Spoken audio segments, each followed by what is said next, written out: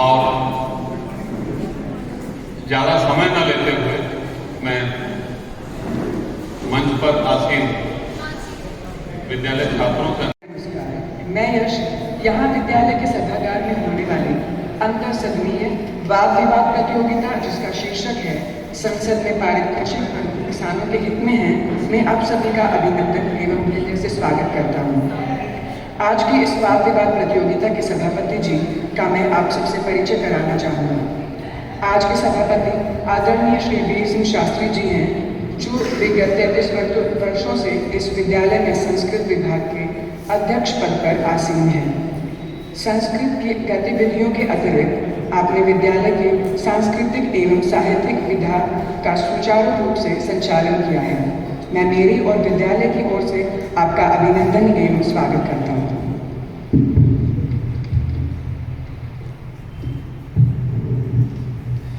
इसी क्रम में आप सभी से मैं अस्मित सामान्य निर्णायक मंडल के सभी सदस्यों से परिचय करवाना चाहूँगा। आज निर्णायक मंडल के प्रथम सदस्य श्री भृगुजी सिंह जी हैं, जो लगभग 27 वर्षों से शारीरिक शिक्षा के रूप में हमारे विद्यालय में अध्यापन कर रहे हैं। आप LNCP से स्नातक हैं। आपके निर्देश में विद्यालय ने CBSE क्लस्टर की धावन प्रतियोगिताओं की सभी वर्गों में सर्व विजय प्राप्त की। आपका सदन में स्वागत है। निर्णायक मंडल के द्वितीय सदस्य श्रीमती श्यामा पारिक जी, आपका लगभग 2 दशकों से विद्यालय में हिंदी अध्यापन कार्य कर रहे हैं। आप विद्यालय की सांस्कृतिक गतिविधियों में अपना सहयोग दे रहे हैं। आपका अभिनंदन एवं स्वागत करता हूँ। निर्णायक मंडल के तृतीय सदस्य श्री दिलबाग सिंह जी हैं। अपने कुछ समय पूर्व ही हमारे विद्यालय को हिंदी शिक्षक के रूप में पदभार संभाला है। मैं आपका भी स्वागत करता हूँ।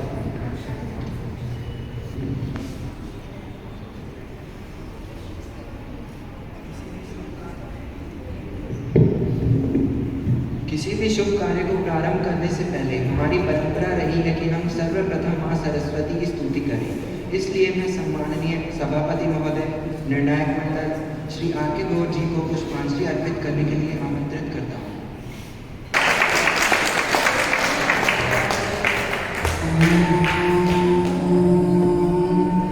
या कुन्ये तुषारहार धवला या शुभ्रवस्त्रावृता या वीणावरदण्डमण्डितकरा या श्वेतपद्मासना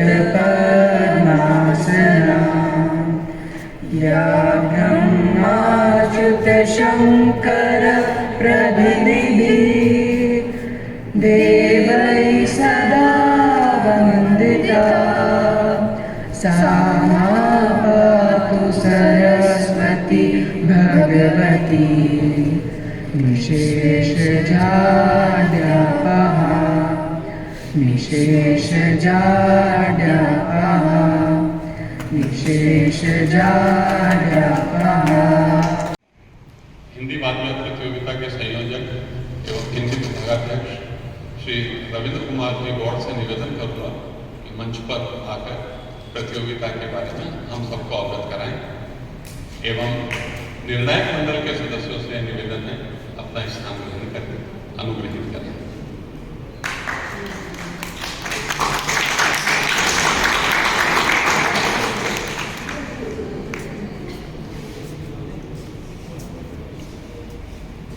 आज के मुख्य अतिथि महोदय श्री V.S. शास्त्री जी, निर्णायक मंडल के सदस्य श्री भृगुजी सिंह जी, निर्णायक मंडल की सदस्य श्री श्यामा पारिक जी और निर्णायक मंडल के अन्य सदस्य श्री दिलबाग सिंह जी। जैसा कि आपको सर्वविदित है, संक्रमण काल के 2 वर्षों के बाद इस सभागार में ये प्रतियोगिता आयोजित की जा रही है। प्रतियोगिता के इतिहास के बारे में हमें बताना है। ये अंतर सदनीय हिंदी वाद विवाद प्रतियोगिता है और इस प्रतियोगिता के बारे में थोड़ा सा नियम ये है कि पक्ष और विपक्ष जो बैठे हुए हैं, प्रत्येक वक्ता और वक्त्री, इन जो भी प्रतिभागी छात्र छात्राएं हैं, उन्हें इस प्रतियोगिता में बोलने के लिए अधिकतम 4 मिनट का समय दिया जाए। 3 मिनट पूर्ण होने पर 1 घंटी बजेगी और 4 मिनट होने तक दूसरी घंटी बजेगी, जिसमें प्रतिभागी छात्र छात्रा को अपना भाषण समाप्त करना होगा। सभापति और निर्णायक मंडल के सदस्यों का निर्णय अंतिम और सर्वमान्य होगा। अब मैं जो है मुख्य अतिथि महोदय से इस प्रतियोगिता को आरंभ करने की अनुमति चाहता हूँ। ठीक है, धन्यवाद श्रीमान जी। अब जो मंच पर विद्यार्थी बैठे हुए हैं, इस प्रतियोगिता को तीनों छात्र अश्मित और जो है ये इन्हें जो है इनसे निवेदन है कि जो है पुनः इस प्रतियोगिता को आरंभ करें। छात्र छात्राओं के नाम बोलो। धन्यवाद। खेती से जुड़ता है किसान, किसान से जुड़ता है इंसान और इंसान से जुड़ते हैं हम। सुप्रभात आदरणीय निर्णायक मंडल एक अध्यक्षगण और मेरे प्रिय साथियों। मैं सुनैना कक्षा 11वीं की छात्रा संसद में पारित कृषि कानून किसानों के हित में है, इसके पक्ष में अपने विचार प्रस्तुत करने जा रही हूँ। इस विषय हेतु इस मंच से अपने विपक्षी साथियों को मैं खुली चुनौती की छात्रा आज आप सभी के सामने इस विपक्ष में बोलना चाहूँगी। 7 फरवरी 2020 तिरारी बॉर्डर पर 2 किसानों ने आत्महत्या की। यह मेरी पंक्तियाँ नहीं है, यह हिंदू अखबार में छपी क्या। लेकिन क्यों? इसका कारण यह है वर्तमान भले ही मुश्किल लगे, किसान का जीवन उज्जवल बने।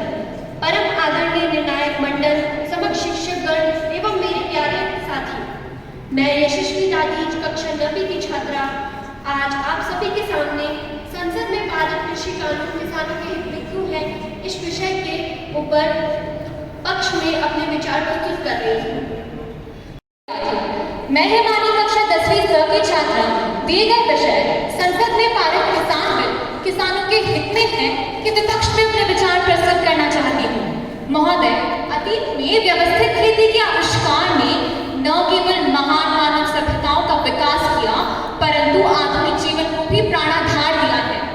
हमारे देश में कृषि के महत्व का अनुमान इसी बात से लगाया जा सकता है कि देश की करीबन 60% जनता कृषि के जरिए अपनी जीविका का निर्वाहन करती है। परंतु महोदय, विडंबना तो देखिए, अन्न को उपजाने वाला अन्नदाता सत्ता के मद में सरकार के शोषण का शिकार हो रहे हैं।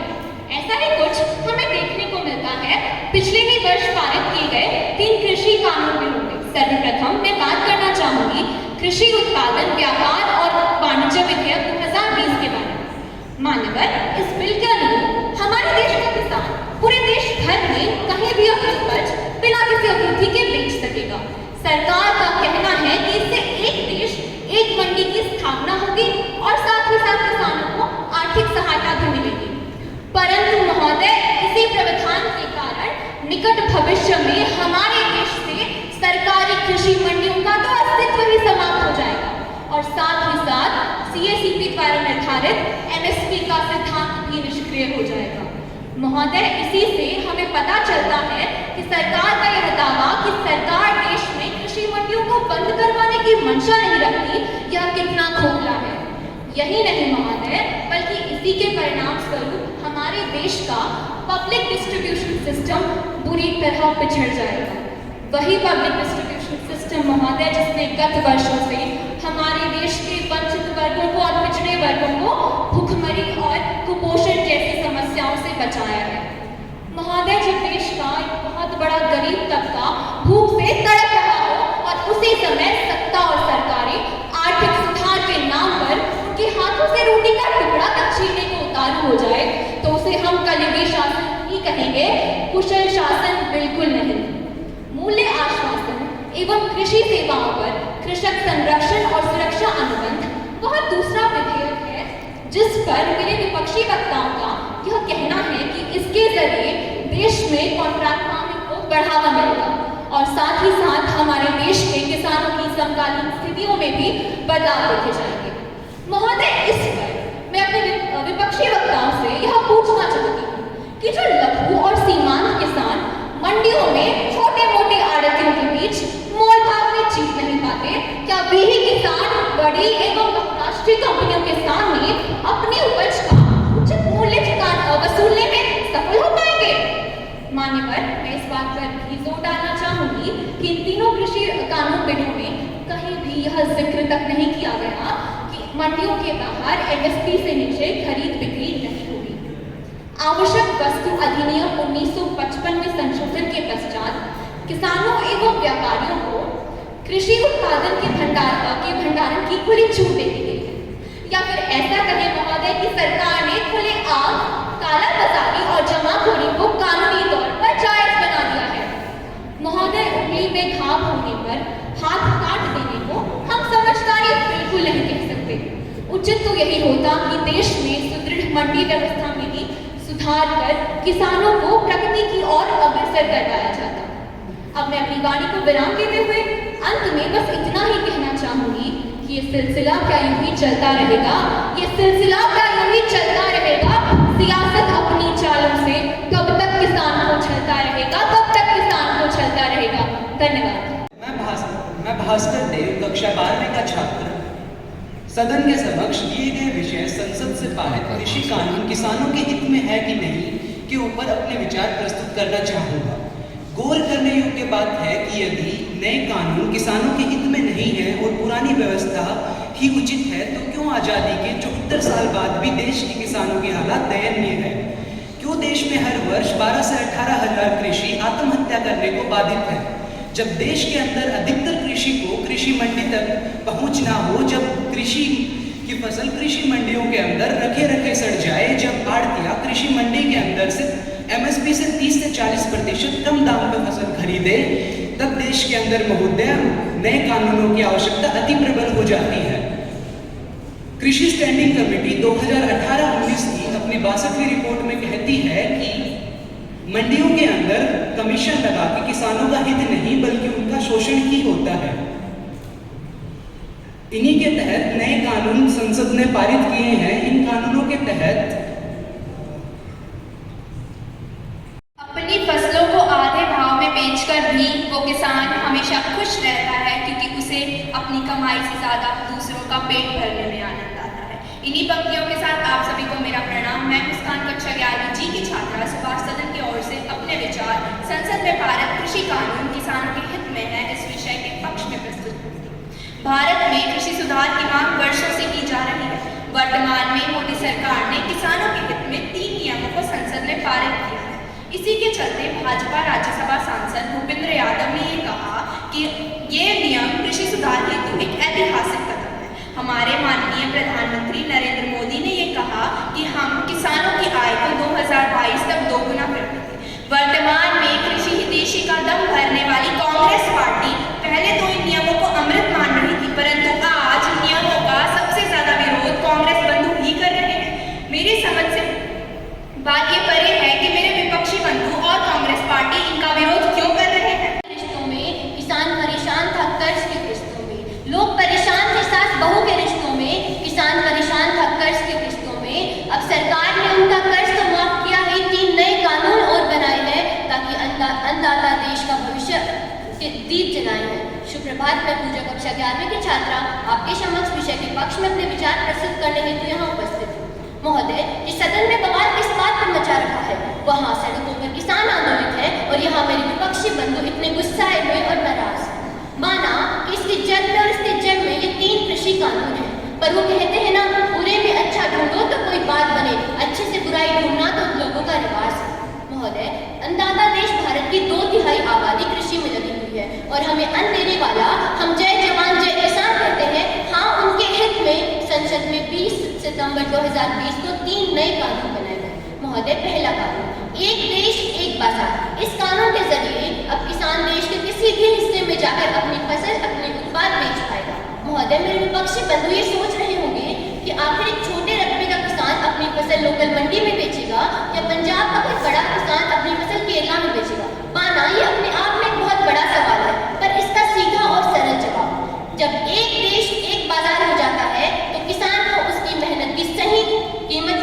की बात होगी।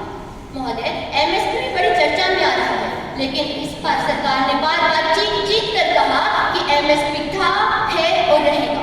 मेरे विपक्षी बंधु जो एमएसपी की गारंटी न होने के कारण और ये 7-9 साल में कानून के चलते मंडी व्यवस्था के खत्म हो जाने को लेकर इतने चिंतित हैं, तो उन्हें मैं एक बात बताना चाहूंगी कि महोदय, आज की तारीख में सिर्फ और सिर्फ 6% किसान, हाँ सिर्फ और सिर्फ 6% किसान एमएसपी पर अपनी फसल बेच पाते हैं। और महोदय, ये मेरा आंकड़ा नहीं है, ये 2015 की रिपोर्ट है, शांता कुमार कमेटी रिपोर्ट, और इसमें ये बात साफ साफ कही गई थी। महोदय, देखा जाए तो ये कानून पूरी तरह किसानों के हित में है। अब दूसरे कानून की बात करते हैं। दरअसल एक प्राइस एग्रीमेंट है कि एक करार किया जाएगा किसानों के साथ। मेरे विपक्षी बंधु जो छोटे रकबे के किसानों को लेकर थोड़ा चिंतित है, तो उन्हें मैं बता दूं कि यह कानून दरअसल उन्हीं लोगों के लिए है कि छोटे रकबे के किसान अब 10, 20, 50 किसान मिलकर एक बड़ा रकबा बनाएंगे और एक कंपनी के साथ एक करार करेंगे। वो कहते हैं कि जो भी आप फसल उगाओगे, हम उनके ये दाम देंगे, उसके साथ हम आपको बढ़िया बीज, बढ़िया उर्वरक और बढ़िया खाद भी देंगे। महोदय, देखा जाए तो किसानों के लिए बल्ले बल्ले है। अब एक छोटा किसान वो बचपन में सिखाया जाता है ना, उंगलियां अलग अलग हो तो ताकत नहीं, लेकिन अगर मुट्ठी बन जाए तो ताकत आ जाती है। हाँ, ठीक वैसे ही किसानों में ताकत आएगी। महोदय, अभी हम कोहलू के बैल बने हुए हैं। अगर किसान एक ही फसल बार बार उगाता रहता है, मैं खुद किसान परिवार से हूँ, मैंने ये बहुत बार देखा है। अगर आप पश्चिम उत्तर प्रदेश में जाओगे तो आपको गन्ना मिलेगा, आप हरियाणा में जाओगे तो वही धान, कपास मिलेगी, और यही हाल करनाल, कुरुक्षेत्र और पंजाब का है।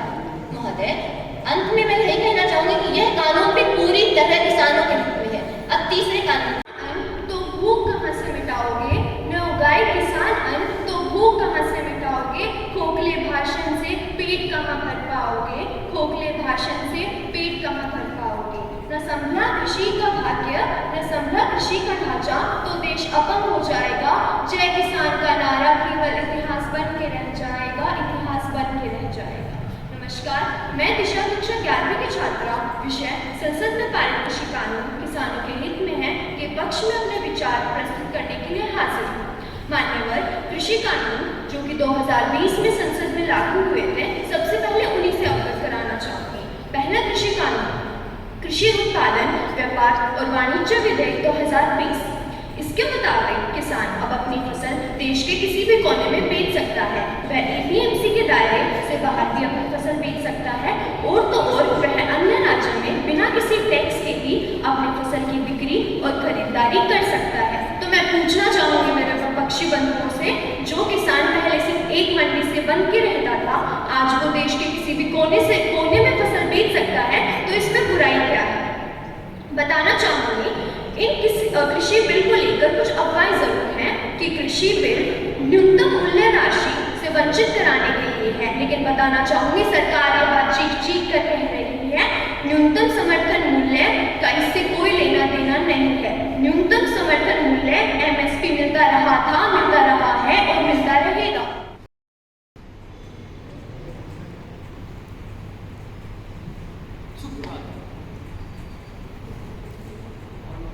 इसमें बोलने उस वाले बोलने नहीं नहीं,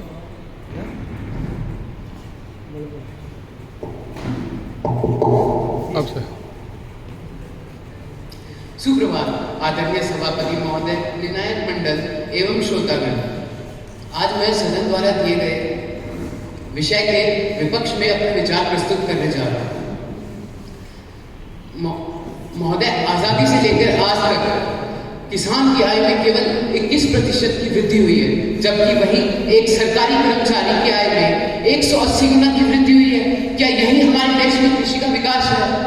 महोदय, यह तो सही नहीं है। इसके अलावा मैं यह एक आंकड़ा और बताना चाहूंगा जो किसानों को कमजोर समझते हैं। बीते वर्ष देश की जीडीपी -28% चली जाती है, लेकिन कृषि उत्पाद द्वारा हमें 4% का लाभ हुआ और वह -25% से ज्यादा रह गई। इसके कारण देश की बेइज्जती होने से रह गई आम आवाम को, वरना ऐसे रोते हुए कभी देखा नहीं किसान को। शायद बिक गई है सत्ता रातों रात चोर चुहारों को, वरना शांत देखा नहीं कभी बिगड़े ईमान को। नमस्कार, विषय के विपक्ष में विचार प्रस्तुत है। महोदय, हमारे अन्नदाता भारत के सर्वाधिक शोषित वर्गों में से सरकार इस शोषित वर्ग को बचाने की राह छोड़कर एक विपरीत दिशा की ओर अग्रसर हो रही है। यह सरकार द्वारा पारित किसानों की आत्मा को छलनी कर देने वाले 3 कृषि विधेयकों द्वारा प्रमाणित हो गया है। सर्वप्रथम मैं आप सभी को इन तीनों विधेयकों की आशा से परिचित करा देना चाहता हूँ। तो अपने विपक्षी बंधुओं से यह अनुरोध करता हूँ कि वे मेरी बातों को कान खोल कर सुने और सरकार पर आंखें मूंद कर भरोसा करने की अपेक्षा तथ्यों पर विश्वास करें। भगवान का सौदा करता है, इंसान की कीमत क्या जाने, जो धान की कीमत दे न सका वो जान की कीमत क्या जाने। नमस्कार, मैं आदित्य कक्षा 9वीं F का छात्र आज विषय के विपक्ष में अपने विचार प्रस्तुत करना चाहता हूँ। दरअसल जब कोरोना काल में देश में महामारी का भय बरकरार है, देश की अर्थव्यवस्था लगातार रोते खाने का रिकॉर्ड बना रही है, प्रवासी मजदूरों की रोजी रोटी छिन गई है, वो बेघर हो गए हैं और तब उन्होंने अपने गाँव का रुख किया और वहीं गुजारा करने के लिए उन्होंने खेती को अपना माध्यम चुना। तब सरकार को किसानों की सुख आई, उद्योगपतियों को लगा अगर कृषि क्षेत्र हमारे दमदमे में आ जाता है तो हमें फायदा होगा। यह सिलसिला क्या यूं ही चलता रहेगा? यह सिलसिला क्या यूं ही चलता रहेगा? सियासत अपनी चालों से कब तक किसान को छल रोटी लगी तो वहाँ से समय निकाल करके यहाँ और निर्णायक मंडल की सदस्य जो है